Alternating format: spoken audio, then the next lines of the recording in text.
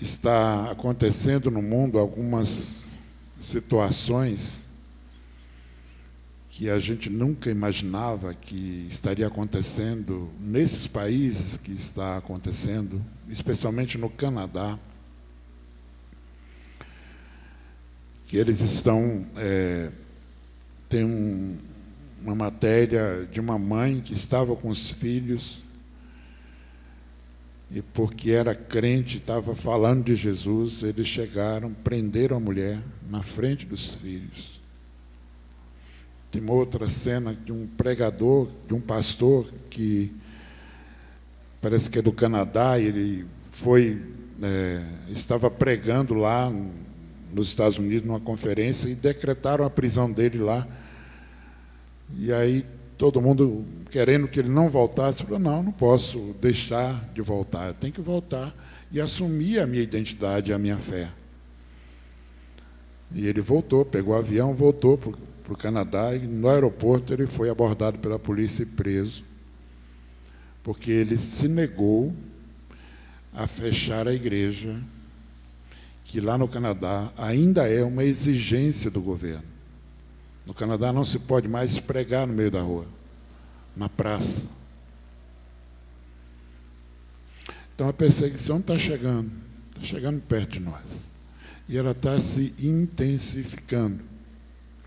Essa oposição orquestrada e conduzida por esse arqui-inimigo de Deus.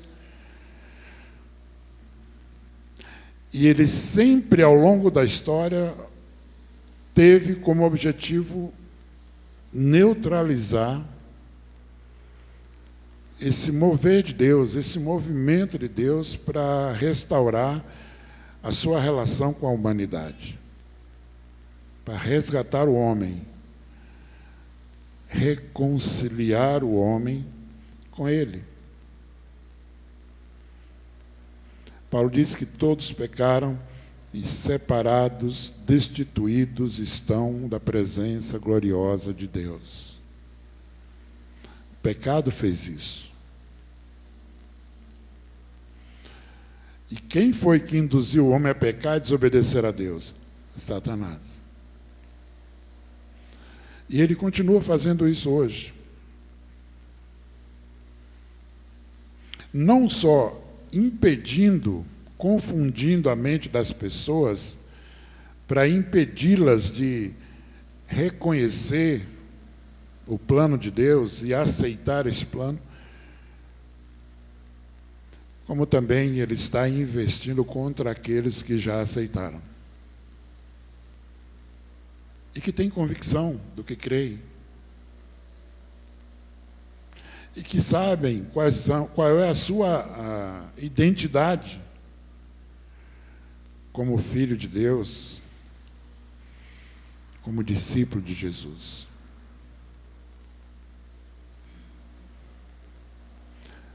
Mas Deus nunca desistiu de nós. Deus nunca desistiu do homem. Existe um período na Bíblia, entre Malaquias e Mateus, que é chamado de período interbíblico, intertestamentário, e que os teólogos chamam de o tempo do silêncio de Deus, que é de 400 anos, entre Malaquias e Mateus. A última palavra de Malaquias é maldição. E o primeiro texto do Novo Testamento é boas novas de salvação, o nascimento de Jesus. Mas nesse período, Deus não enviou nenhum profeta, ninguém para falar, como ele estava reiteradas vezes, enviando profetas para a nação de Israel, alertando Israel, chamando Israel para ter novamente uma relação exclusiva com Ele, de fidelidade a Ele, de obediência a Ele. Mas Israel continuou com o coração duro, resistindo à voz de Deus. E aí Deus se silencia. E ele não manda mais nenhum profeta para falar mais nada. E aconteceram algumas coisas, alguns movimentos nesse período. Deus só volta a falar no Novo Testamento, primeiro através de João Batista, preparando o caminho, preparando o ambiente para a chegada e o surgimento de Jesus, o Messias prometido por Deus para restaurar, resgatar e salvar tanto Israel quanto a humanidade. Mas mesmo Jesus, o Filho de Deus, que tinha o poder de fazer o que ele quisesse, inclusive desbancar todo o Império Romano, todas as hostes de Satanás. Tem um momento que eles tentam Jesus falou, olha, vocês não acham que se eu quisesse, eu poderia invocar aqui legiões de anjos, eles vinham e destruiria todos vocês? Mas não é esse o plano de Deus. Jesus veio para cumprir um propósito, ser oferecido como sacrifício para esse resgate, para essa redenção, para essa reconciliação do homem com Deus. Não haveria outro meio, outra forma.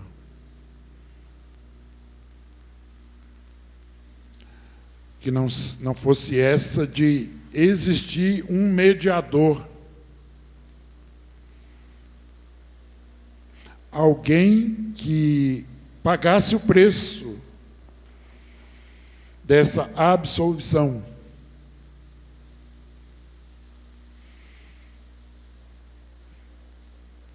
E Jesus veio e cumpriu esta missão com perfeição.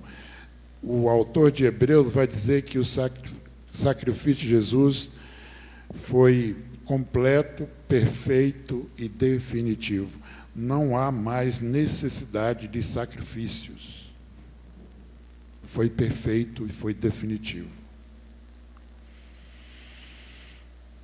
E o apóstolo Paulo, entendendo isso, em Romanos 8, no verso 1, ele diz que nenhuma condenação há para aqueles que estão em Cristo Jesus.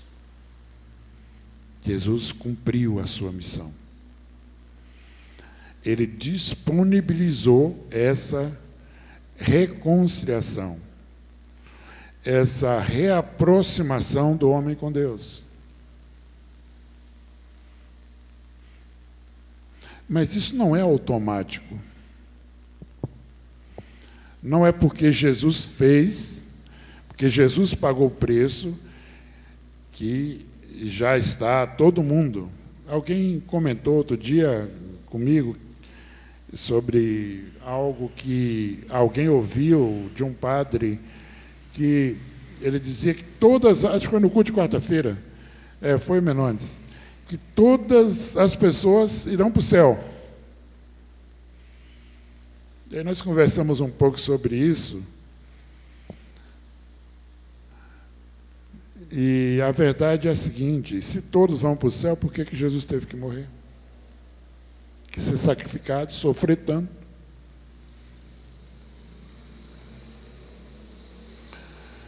O acesso ao céu, à vida eterna, é através da cruz de Jesus. Esse é o plano de Deus, não tem outro. A Bíblia diz que sem derramamento de sangue não há remissão de pecados.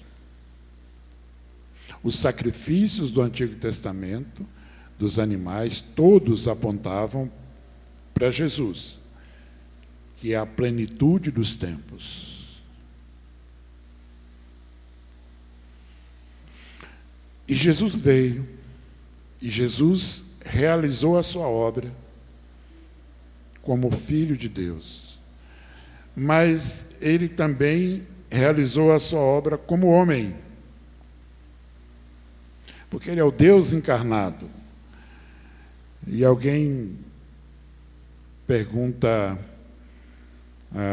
inclusive às vezes nos concílios de formação de pastores, veja, o pessoal pergunta: quem morreu na cruz, foi o homem ou foi Deus? Pergunta é uma pegadinha.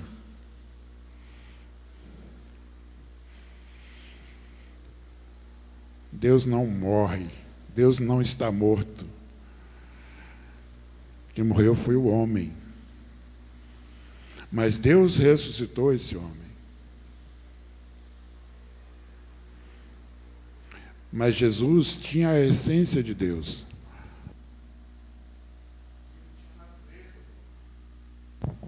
E ele tinha a natureza do homem. Ele foi tudo que nós fazemos. Por que Jesus foi batizado? Porque ele foi solidário conosco. Nós precisamos ser batizados. Ele se batizou para nos dar o exemplo, para ser solidário conosco. Ele não precisava ser batizado, mas ele foi solidário.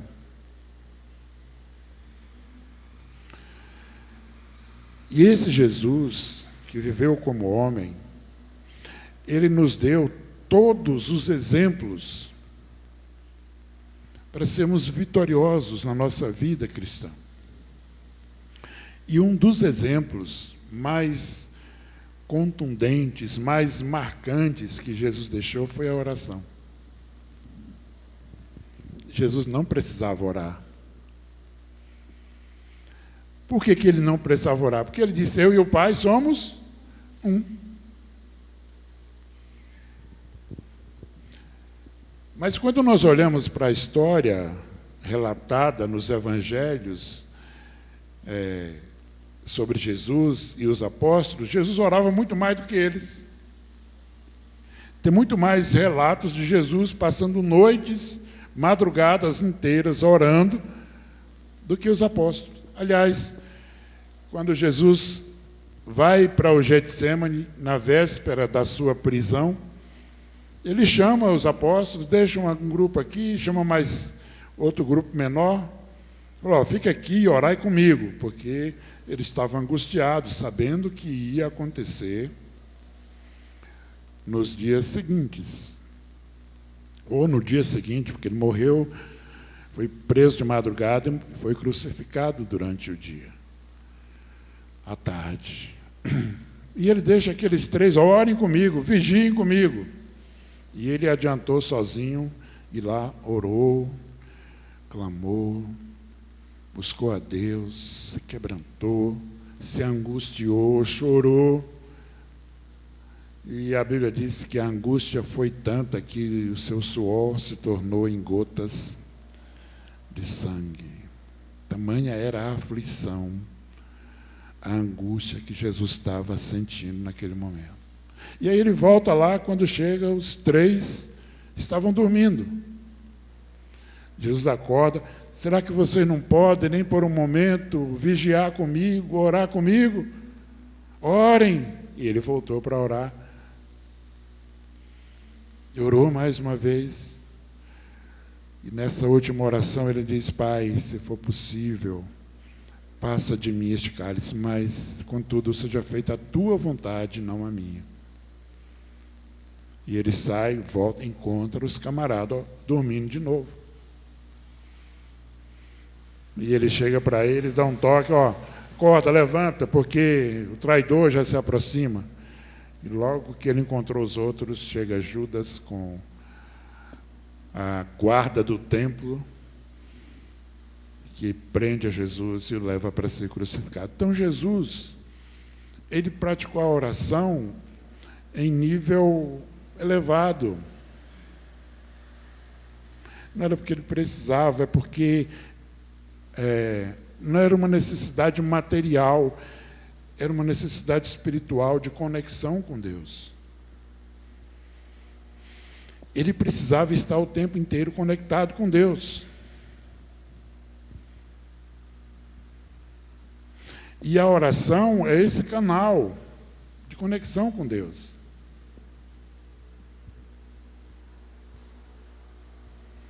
E os discípulos perceberam isso, que Jesus orava muito. Aí ele fala: Senhor, nós não sabemos orar, então nos ensine a orar. Aí Jesus ensinou, Mateus capítulo 6.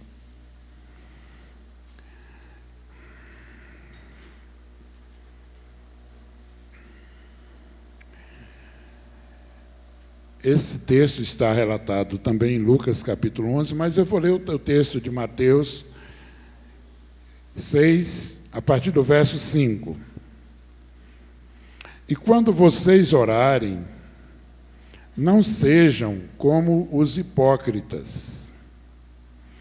Eles gostam de ficar orando em pé nas sinagogas e nas esquinas, a fim de serem vistos pelos outros. Eu lhes asseguro que eles já receberam sua plena recompensa. Mas, quando você... É interessante que na primeira abordagem ele fala, quando vocês orarem, vocês. Está dirigindo a todo mundo. Mas, quando ele entra no assunto específico da oração, ele pessoaliza, ele individualiza. Verso 6, mas quando você orar, porque a oração é uma necessidade individual, pessoal. É bom orar junto com a igreja. É bom orar no culto de oração, todo mundo junto. E, infelizmente, tem gente que só ora nesses momentos. Mas a oração precisa ser praticada pessoalmente, individualmente, diuturnamente. Andando, sentado, deitado e até dormindo. Às vezes eu me pego orando, dormindo, e acordo clamando a Deus, falando com Deus, conversando com Ele.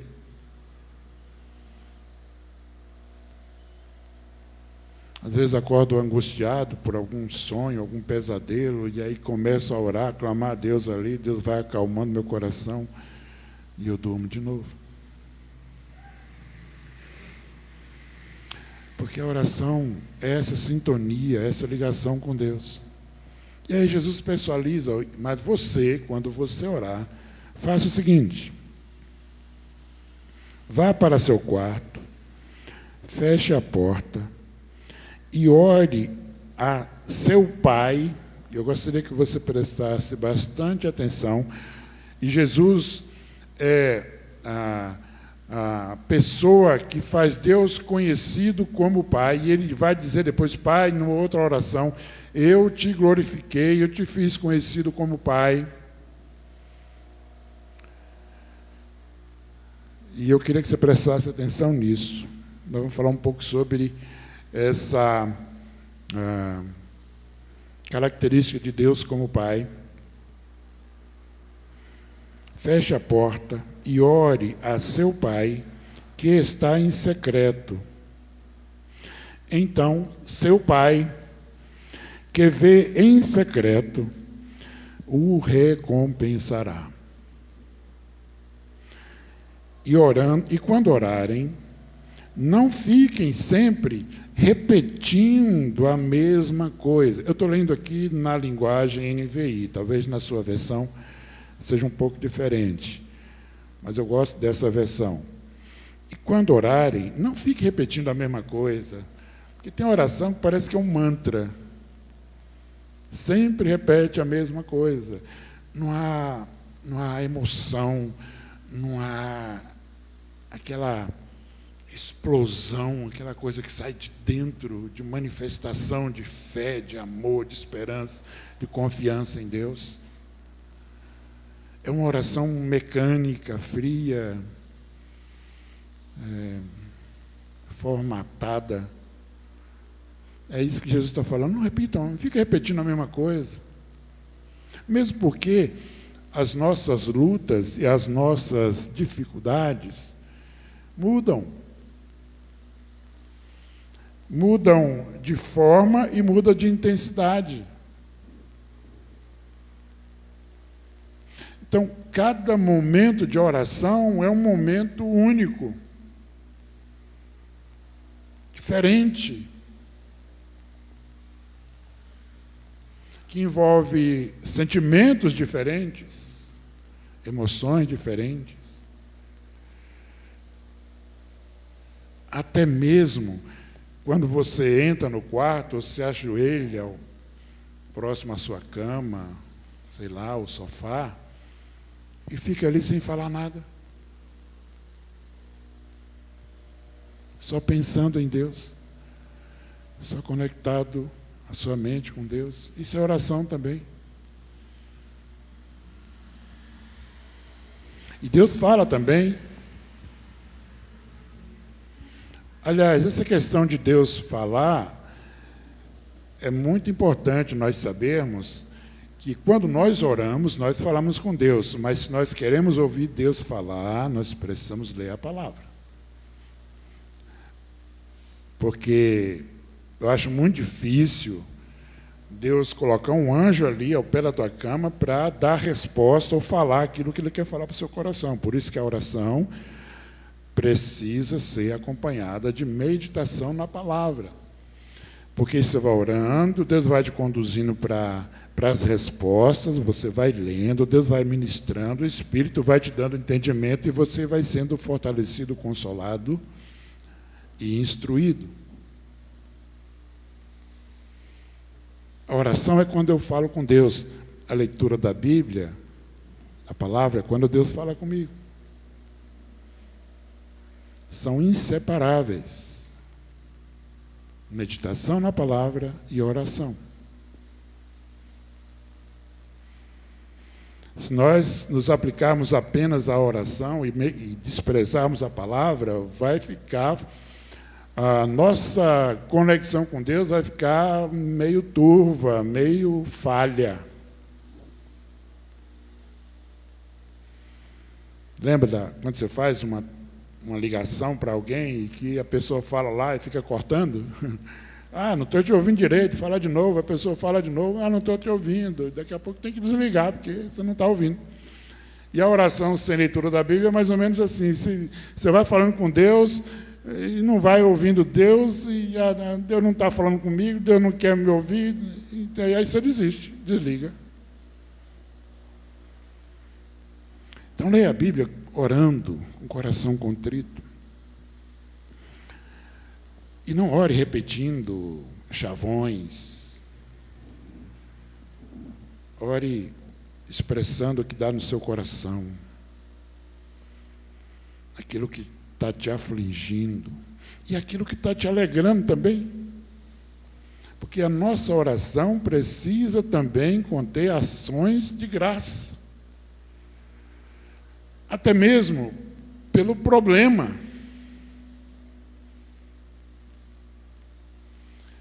Porque muitas vezes o problema vem para nos fazer crescer.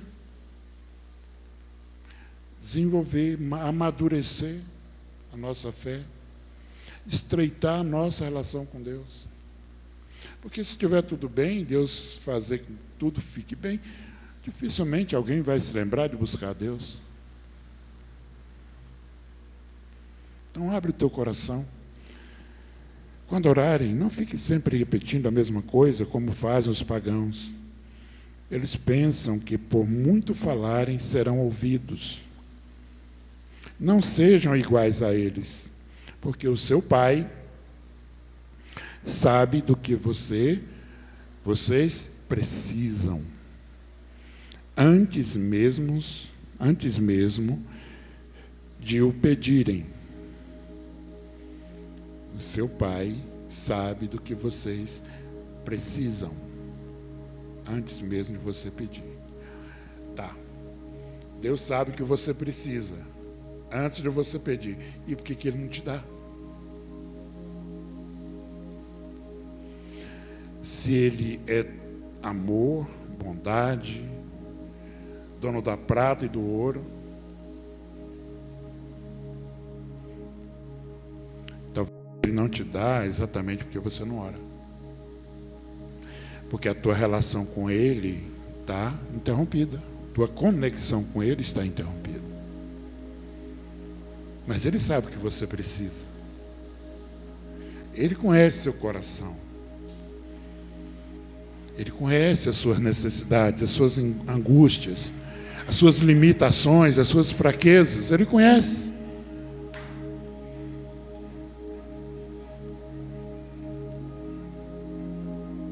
Quer que Ele intervenha? Então ore. Se conecte com Ele. Nessa oração do Pai Nosso está o centro do ensinamento de Jesus. Ali também está toda a sua programação de vida e a expressão da sua relação profunda e íntima com Deus, com o Pai. E Jesus deixou esse exemplo para nós.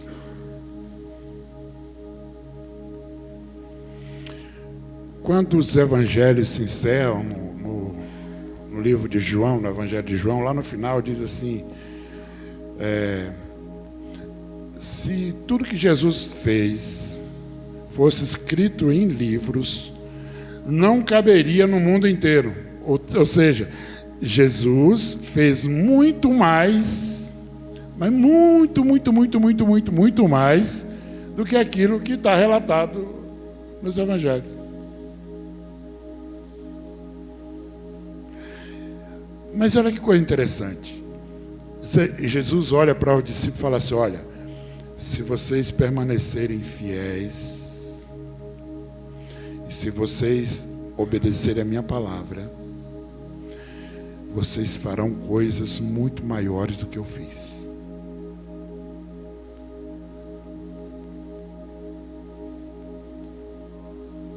É meio doido isso, né?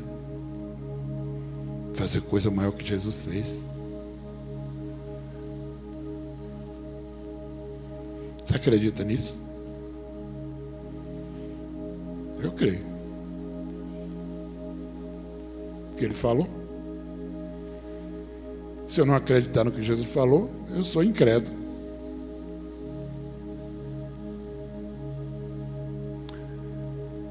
Por que nós somos tão pequenos, tão limitados naquilo que nós nos propomos a fazer para Deus? É porque nós negligenciamos esse princípio. É porque nós não usamos esta ferramenta, esta arma poderosíssima que Ele usou e que Ele nos estimulou a usar. Então, esta oração do Pai Nosso é a síntese de tudo que Jesus era, da sua profunda e íntima relação com o Pai. E quando Ele nos leva a chamar Deus de Pai, Ele está nos levando a uma consciência de filiação e filiação fraterna com Deus. Dependência. Obediência a esse Deus.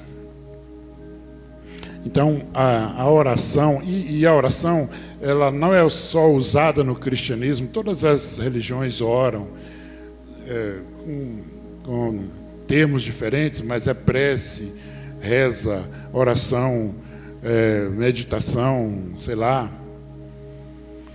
Mas toda religião tem. Mas na religião cristã, na prática cristã, a relação nos põe nessa relação amorosa com Deus. É um ato de amor. Orar, falar com Deus é um ato de amor.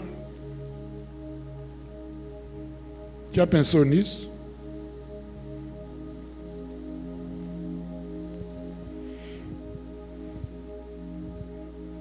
Quando eu estava namorando com a minha esposa, a gente ficava horas e horas conversando, né? Às vezes a madrugada inteira. Que tinha muita paixão, Hoje a gente conversa um pouco menos, mas ainda conversa, né?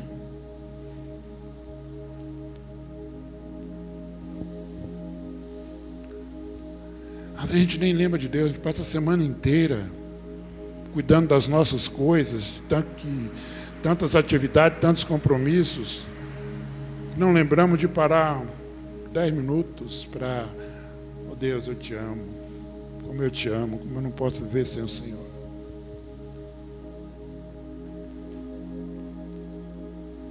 Me desculpe por ter passado tantas horas sem falar com o Senhor. Me perdoa, Deus.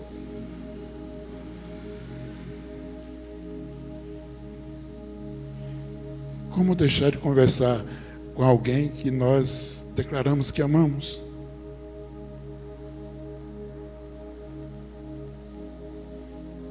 Um casal que se ama, muitas vezes ele deixa de se falar por um tempo porque brigou, né? Ficou de mal. Mas a palavra de Deus, olha, não deixe a tua ira passar depois do pôr do sol. Não deixe que o sol se ponha sobre a vossa ira. E até com as pessoas que nós nos relacionamos, nós precisamos resgatar e manter esse contato, essa comunicação. Por que nós negligenciamos tanto a nossa relação com Deus, nossa comunicação com Ele?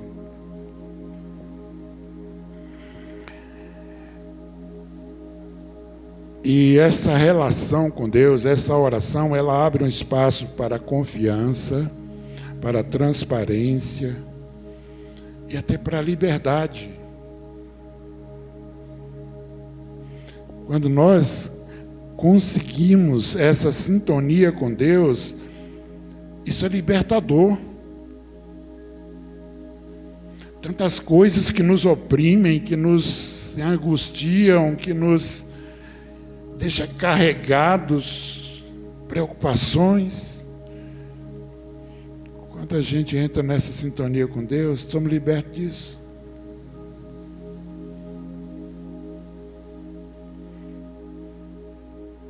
Vinde a mim, todos vós que estão cansados e sobrecarregados, e eu vos aliviarei. Não se turbe o vosso coração, crede em Deus, crede também em mim. Jesus falando. Tem que ir a Ele, tem que estar em sintonia com Ele. Mas a oração muitas vezes pode ser viciada quando nós fazemos dela uma tentativa de manipular Deus, de dobrar Deus, de forçar Deus a fazer alguma coisa que eu quero. E existe até um pessoalzinho aí que diz que para você exercitar a sua fé, você tem que obrigar Deus a fazer o que Ele prometeu.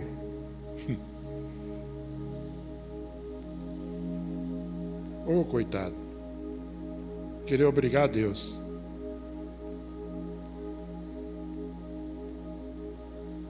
Nem Jesus fez isso. Porque Jesus prometeu livrar todo mundo.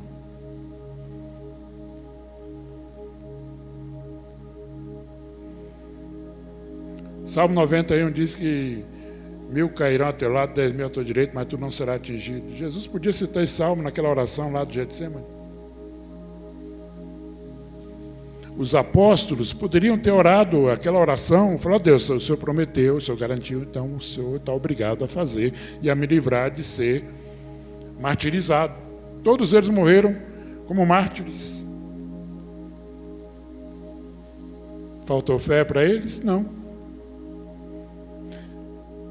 Porque Deus faz o que Ele quer. Nós não podemos manipular Deus. Nós não temos essa capacidade, nem essa liberdade de querer obrigar Deus a fazer algo que Ele não quer fazer. Sabe por quê? Paulo diz em Romanos 12, 2, que a vontade de Deus é boa, perfeita e agradável. E muitas vezes eu quero uma coisa e eu oro por uma coisa, estou falando qualquer pessoa,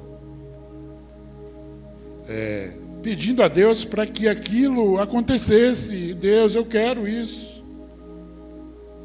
Mas Deus olha para você, e quando Deus olha para nós, Ele não vê o momento presente apenas. Ele vê lá na frente.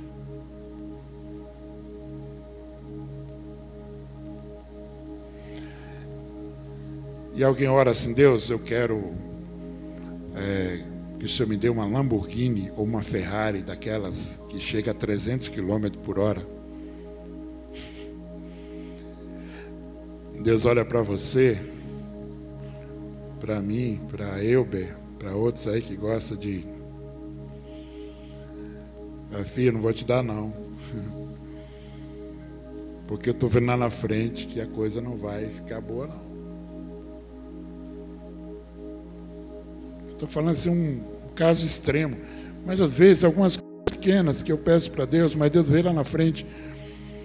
Ele fala: não, eu não vou te dar, porque eu sei que isso não vai te fazer bem, porque a vontade dele é boa, perfeita e agradável.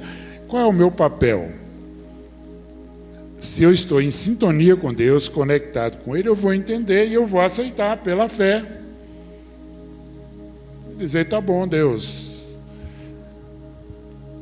eu confio no Senhor, eu creio no Senhor, eu espero no Senhor.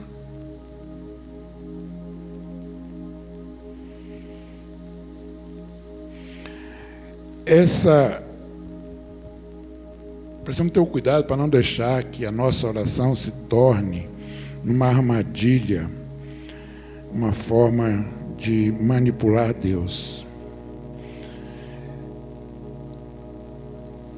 E outra tentação que a gente corre na oração, e isso acontece muito mais do que a gente imagina, é queremos ostentar os nossos problemas diante de Deus. Tem gente que tem um problema, tem uma dificuldade, e aí aquela dificuldade é uma coisa tão terrível que ela não consegue orar agradecendo a Deus, adorar a Deus e até mesmo participar de um momento como esse, de culto, de adoração a Deus. Tem muita gente que está em casa agora lamentando os problemas, as dificuldades, porque o problema se torna muito maior do que a necessidade de se relacionar com Deus.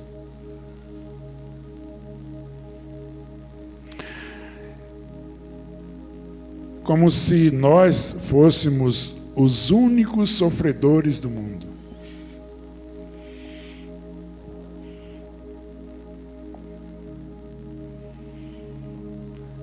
Como se o meu problema fosse o maior de todo mundo. E Deus precisa me dar uma atenção especial.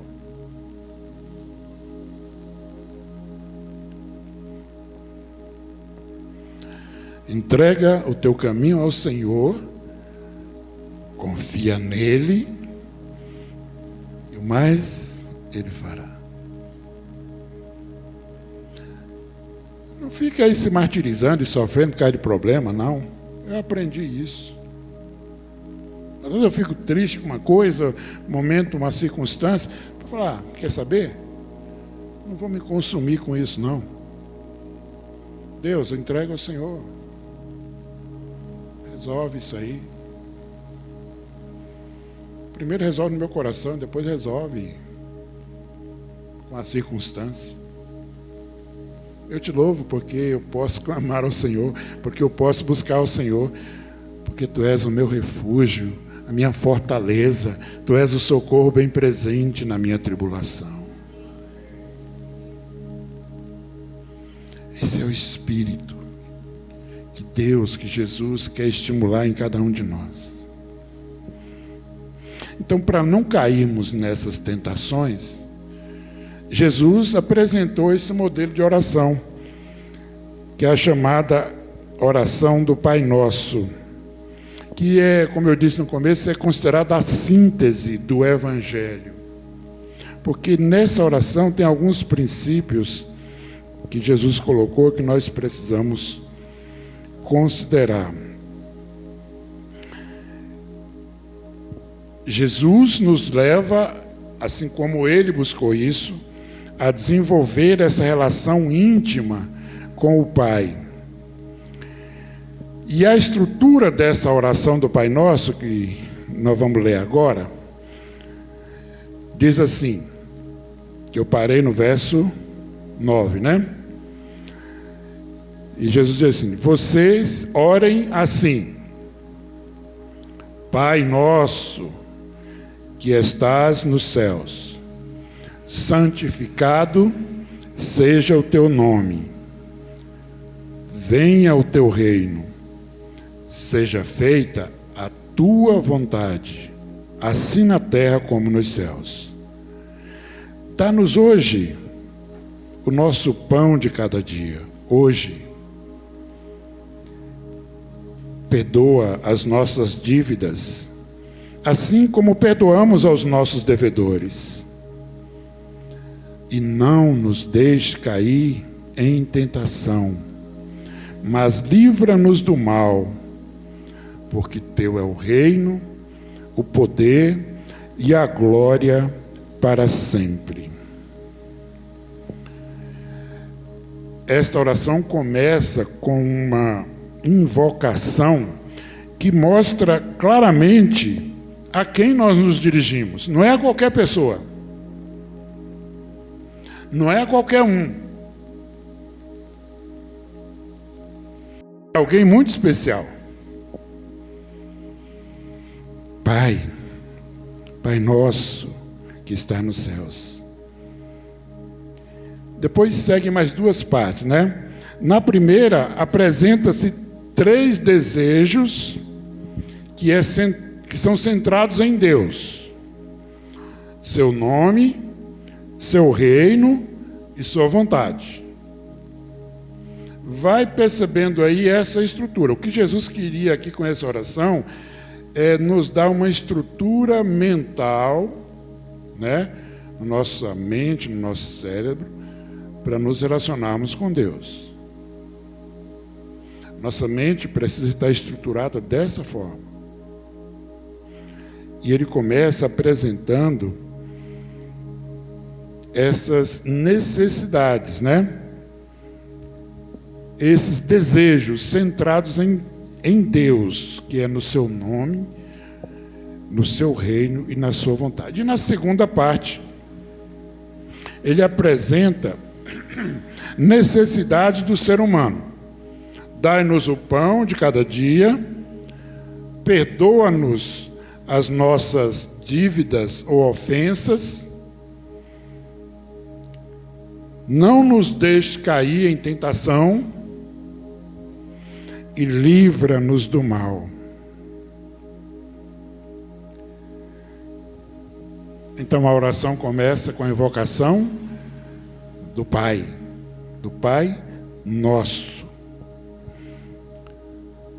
Com essa invocação, nós damos o início, nós entramos nessa relação com Deus, de quem depende dele, de quem o reconhece, não apenas como um provedor, mas como alguém que tem autoridade sobre a sua vida. Pai nosso que está nos céus. Então Jesus nos chama, nos ensina a chamar Deus de Pai. E Jesus usou em outro texto essa expressão, aliás, Paulo usou 2 vezes. Em Marcos 14, 36, diz assim: e rogava Jesus: Abba, Pai, todas as coisas são possíveis para ti. Afasta de mim este cálice. Todavia não seja o que eu desejo, mas sim o que tu queres. É o momento final da oração dele lá no Getsemane. Abba, Pai. Esse Abba é uma expressão, eu estava pesquisando aqui, Abba com 2B ou Abba é uma expressão do aramaico, que muitas religiões usavam essa expressão para se relacionar com sua divindade, né? E o significado é exatamente esse, para se referir ao indivíduo que é genitor de alguém, ou seja, o pai de alguém. E Jesus se dirige a Deus com essa expressão em Marcos, que é o evangelho, que foi o primeiro evangelho a ser escrito, embora ele é o segundo da Bíblia, mas foi o primeiro. Ele coloca exatamente o termo que Jesus usou, Abba, Pai. Em Gálatas 4:6, o apóstolo Paulo diz assim: e porque sois filhos, Deus enviou o Espírito de seu Filho para habitar em vossos corações. E ele clama, Abba, Pai. Alguns intérpretes, teólogos, existe até uma música do Diante do Trono que fala sobre isso, que essa expressão Abba, Pai, é como se uma criança dependente, indefesa, que dependesse inteiramente do pai, estivesse se referindo ao pai, com inteira e total dependência, vulnerabilidade, sabendo que o pai é capaz de proteger, de guardar e de suprir toda necessidade. Isso faz sentido quando nós vamos ver Jesus falando que se alguém não aceitar o reino de Deus como uma criança, não pode entrar nele. Com inocência, dependência, confiança, amor. E Paulo fala também em Romanos 8,15, pois vós não recebestes um espírito que vos escravize, para andardes uma vez mais atemorizados, mas recebestes o Espírito que os adota como filhos, por intermédio do qual, do Espírito, podemos declarar, Abba, Pai. Oh, meu Pai. Percebe a profundidade disso? Vocês conseguem entender o significado e a dimensão dessa característica de Deus como Pai? E por que Jesus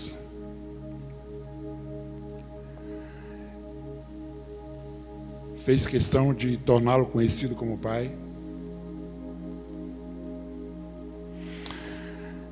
Ao invocar a Deus como Pai, nós precisamos ter algumas coisas em mente. Em primeiro lugar,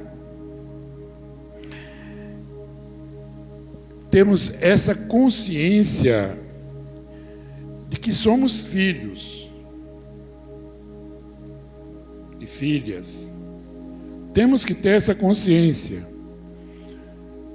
E, portanto, fazer com que desapareça aí todo o temor, toda a angústia, para nos entregarmos com toda a confiança e alegria nos braços desse Pai amoroso.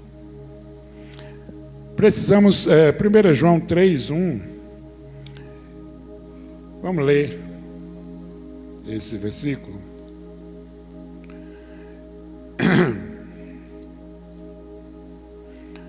1 João 3, verso 1. Se alguém for mais rápido que eu aí.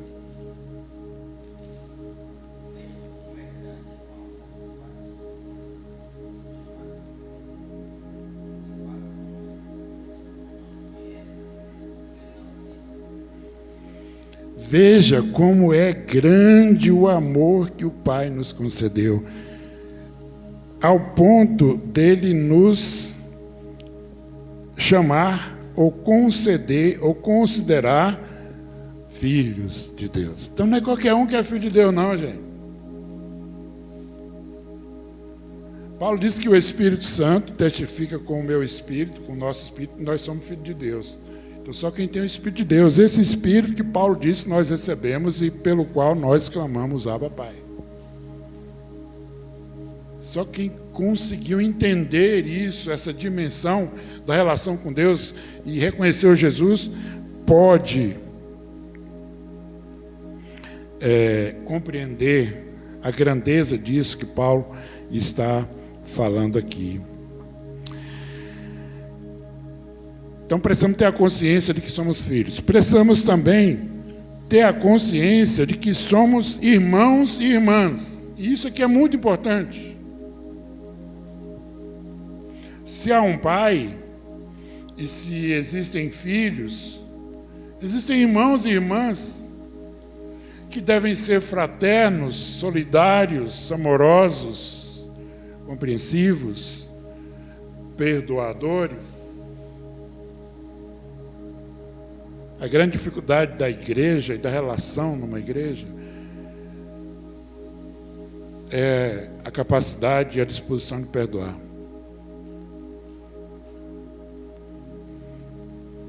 O que dificulta muitas vezes o andamento e até a administração de uma igreja é a disposição de perdão. Por isso que Jesus fala na oração: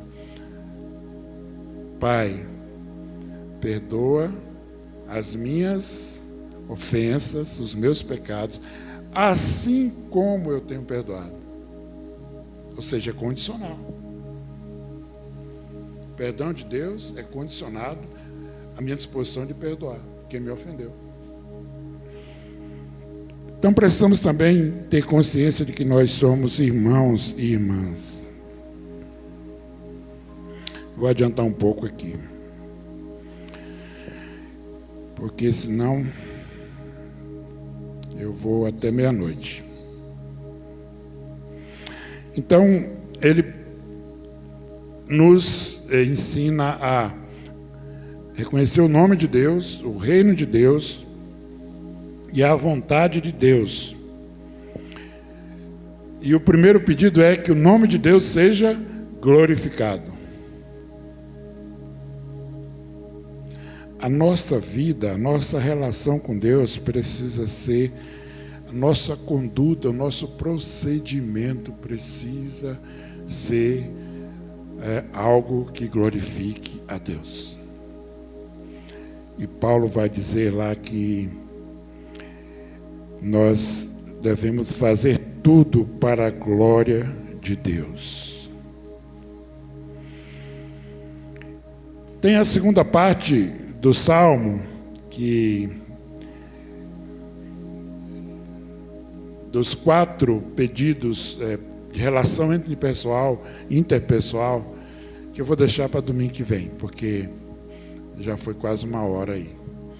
Mas eu queria deixar essa primeira parte com vocês, para pensarem nessa relação sua com Deus como Pai, reconhecendo o nome de Deus, o reino de Deus e a vontade de Deus para a sua vida. O que isso significa para você? Tendo consciência de que se Deus é o seu Pai, você é filho dele. E você deve obediência a Ele e deve confiar nele. E também ter consciência de que, sendo filho de Deus, você tem irmãos e irmãs. Tem uma família que precisa viver em harmonia. Nós somos uma igreja, uma comunidade de filhos de Deus, e que eu gosto de chamar de família. E precisamos lutar a cada dia para manter essa harmonia, essa família harmoniosa, cuidando uns dos outros, orando uns pelos outros e uns com os outros. Amém? Vamos ficar em pé e vamos orar?